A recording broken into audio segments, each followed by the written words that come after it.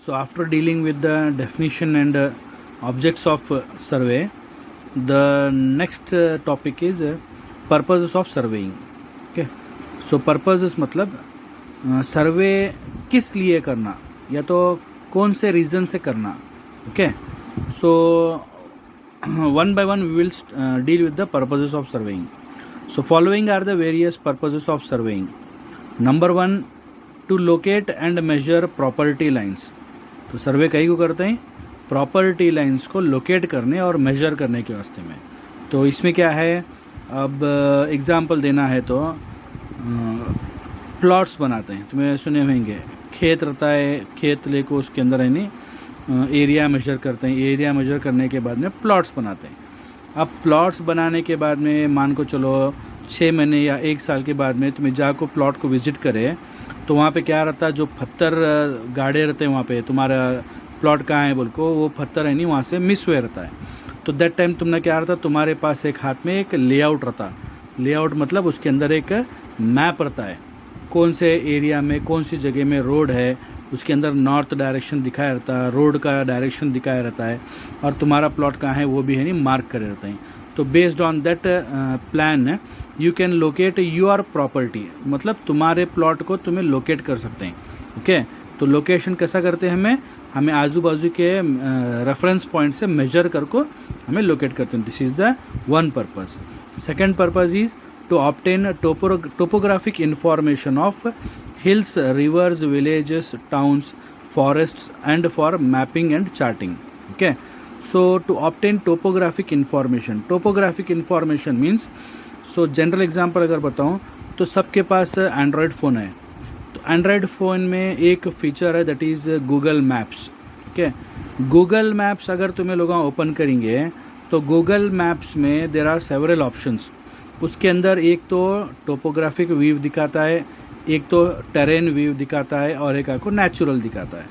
तो अगर तुम्हें टोपोग्राफिक व्यू को क्लिक करते हैं तो उसके अंदर तुमने क्या है एक एरियल व्यू मिलता. ओके, एरियल व्यू मतलब तुम्हें कौन से पॉइंट को देखना चाहते हैं, कौन से एरिया को देखना चाहते हैं, वो एरिया का एरियल व्यू तुमने क्या है गूगल मैप दिखाता है. तो गूगल मैप में जब तुम्हें चेक करते हैं तो अगर तुम्हें मान को चलो हुबली से तुम्हें जा रही एग्जाम्पल को मान के चलो, if you are travelling from Hubli to Dandeli. Okay, Hubli से दांडेली को तुम्हें ट्रैवल कर रहे हैं. तो हुबली से दांडेली को ट्रैवल कर रहे हैं बोले तो जब तुम्हें उसके अंदर तुम्हारा डेस्टिनेशन डालते हैं हुबली से दांडेली बोल को, तो the Google map will show you the route. Google map क्या है, तुम्हारा डायरेक्शन रूट दिखाता है. तो अगर उसके अंदर तुम्हें टोपोग्राफिक व्यू गए तो रोड के एतराफ़ में जंगल है क्या, विलेजेस कितने लगते हैं, रिवर्स हैं कि घाट सेक्शन है, हिल्स है, माउंटेन्स हैं, ये पूरे चीज़ें हैं तुमना गूगल मैप दिखाता. तो गूगल मैप कहाँ से दिखाता, ये जो टोपोग्राफिक व्यू है गूगल मैप्स में ऑलरेडी हमें स्टडी करको सर्वे करको लोड करें. तो हमें जो चीज़ें लोड करे रहते हैं सैटेलाइट के तरफ से गूगल मैप जो है हमना मोबाइल में दिखाता है. अंडरस्टूड. सो सर्वे का पर्पस क्या है, second purpose to obtain the topographic information of the area. Okay, and the third purpose is to calculate the horizontal and vertical distance between points and also to determine the areas and quantities of different works. So the third purpose means the third purpose of surveying is we will calculate the horizontal and vertical distance between points. So what is the, so same example I will give you. If you go for Google map में अगर जाको आप बोलेंगे the distance between Hubli to Dandeli, तो distance direct दिखाता उन्हें. तो distance के साथ क्या रहता है उन्हें, he will give you the timing, he will give you the shortest root. अब दांडेली जाने के वास्ते मान को चलो 2 से 3 रास्ते हो सकते हैं, तो तीनों रास्ते दिखाता उन्हें. तो वे तीनों रास्ते के ऊपर जब क्लिक करते आते हैं तो तीनों रास्ते का डिस्टेंस कितना होता है, ओके, और टाइम कितना लगता है वो भी दिखाता है. और अगर उसके अंदर रोड्स कहाँ भी ब्लॉक है तो वो क्या है वो पूरा दिखाता है.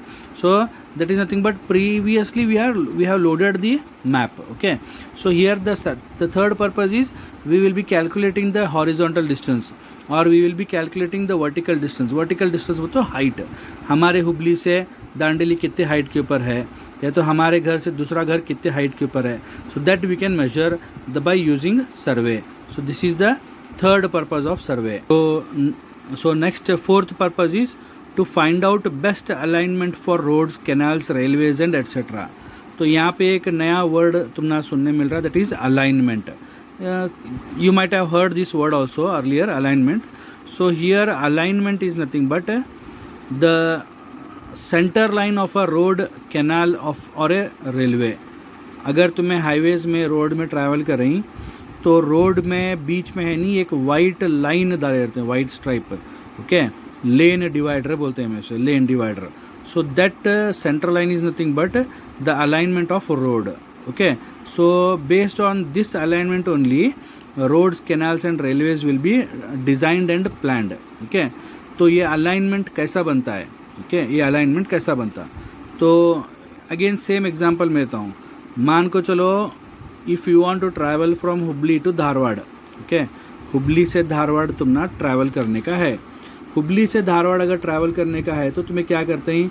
You will select the alignment, मतलब तुम्हें रूट सिलेक्ट करते हैं. Alignment is nothing but route. Okay, तुम्हें रूट सिलेक्ट करते हैं. तो रूट सिलेक्ट करने के बाद तुमने क्या है, हुबली से धारवाड़ जाने के लिए तुमने 2 से 3 रूट्स निकलते हैं. अब मान को चलो 2 रूट्स आ गए, तो 2 रूट कौन से है?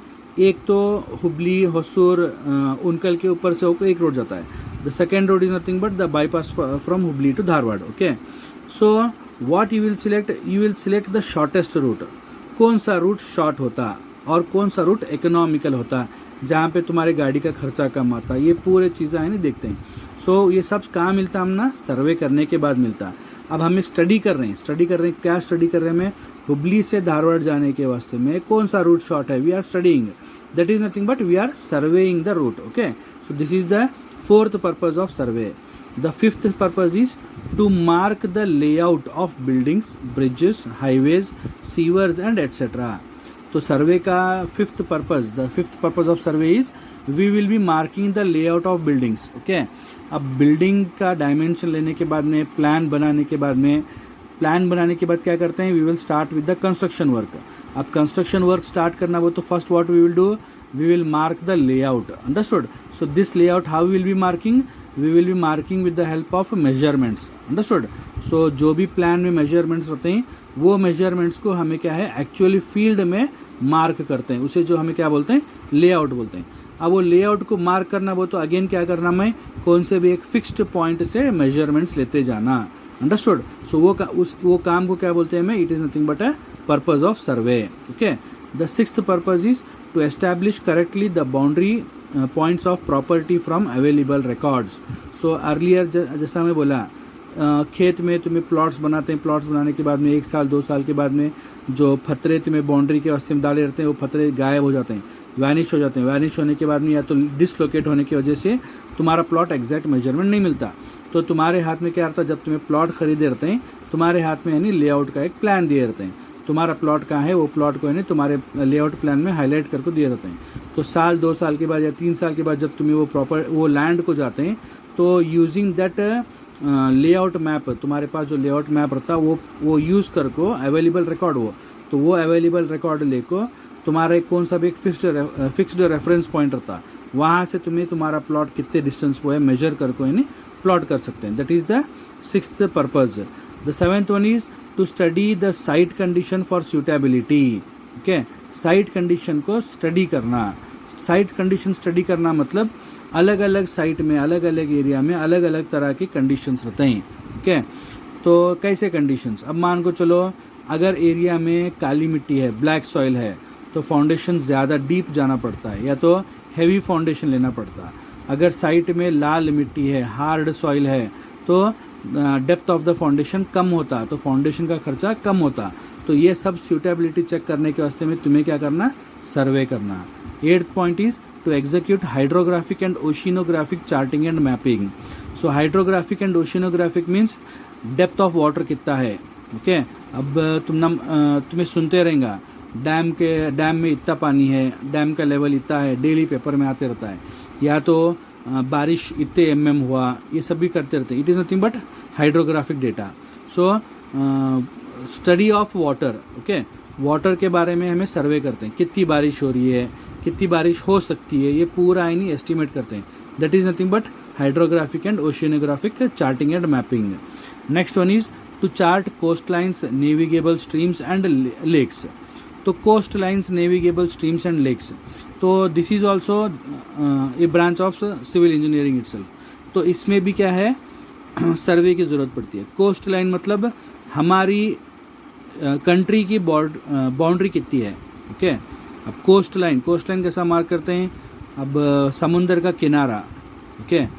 Beaches are different, okay, beaches are different. Beaches में जहाँ पे जाकर खेलते हैं वहाँ पे क्या है, फ्लैट लैंड रहती है।